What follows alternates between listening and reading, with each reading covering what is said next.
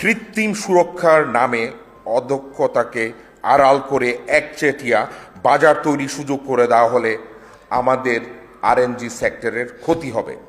তাছাড়া ইম্প্যাক্ট হবে আমাদের লিড টাইমে এবং আমাদের শিডিউল প্রোডাকশন তছনছ হবে। দেশের মোট রপ্তানির ৮৪% আসে পোশাক শিল্প খাত থেকে, যার মধ্যে নিট পোশাকের অবদান ৫৫% বা $২৮ বিলিয়ন। এই বিশাল খাতের স্বার্থকে উপেক্ষা করে ট্যারিফ কমিশনের এমন সিদ্ধান্ত নীতিগতভাবে চরম প্রশ্নবিদ্ধ। পরিসংখ্যান বলছে ২০২২-২৩ অর্থবছরের তুলনায় ২০২৪ ও ২৫ সালের নিট রপ্তানি বেড়েছে অ্যাবাউট ৯.৭২%। বাজার অর্থনীতির নিয়মে রপ্তানি বাড়লে সুতোর আমদানি বাড়বে, এটাই স্বাভাবিক। অথচ এই স্বাভাবিক চিত্রকে নেতিবাচকভাবে উপস্থাপন করা হচ্ছে। বর্তমানে আন্তর্জাতিক বাজারে ১ কেজি সুতোর দাম $২.৫০ থেকে $২.৬০ সেখানে দেশীয় মিলগুলো চাচ্ছে $৩ অধিক। প্রতি কেজিতে ৪০ থেকে ৬০ সেন্টসের এই বিশাল ব্যবধান রেখে নিজ শিল্পকে বাঁচিয়ে রাখা ইম্পসিবল। জেনে শুনে এমন আর্থিক বোঝা কাঁধে নেওয়া হবে আত্মহননের শামিল।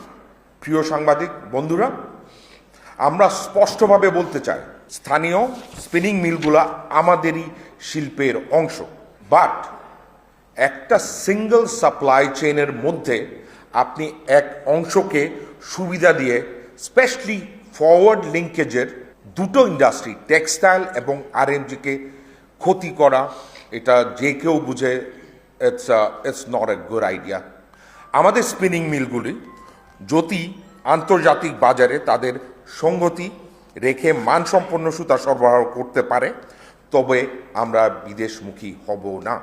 এমনকি গুণগত মানের নিশ্চয়তা পেলে আমরা তাদের থেকে ১০ থেকে ১২ সেন্ট বাড়িয়ে দিয়েও কিনতে রাজি।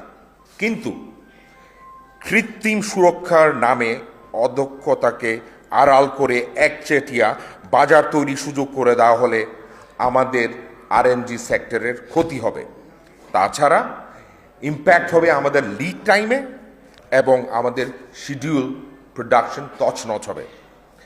এটার একটা আমরা আইডিয়া পেয়েছিলাম যখন করোনাকালীন সময়ে, যখন সুতোর আমদানি বন্ধ ছিল, তখন আমরা জানি যে আমাদের পিআই দেওয়ার পরে 4 ঘন্টার মধ্যে পিআই ক্যান্সেল, একটা প্রাইস দেওয়ার পরে 4 ঘন্টার মধ্যে প্রাইস ক্যান্সেল করে ফেলা, অনেক কাহিনী আছে। আপনারা যদি আমাদের আরএমজির মালিক যারা টেক্সটাইলে আছেন তাদেরকে যদি জিজ্ঞেস করেন, এটা খুঁজে পাবেন। সো আমরা তা পুনরাবৃত্তি চাই না। আজ আমাদের নীতি নির্ধারকের কাছে প্রশ্ন, আমরা কি পোশাক শিল্পকে এগিয়ে নিতে চাই নাকি এর অগ্রযাত্রা এখানে থামিয়ে দিতে চাই? আমরা চাই সবাই মিলে বিকশিত হোক।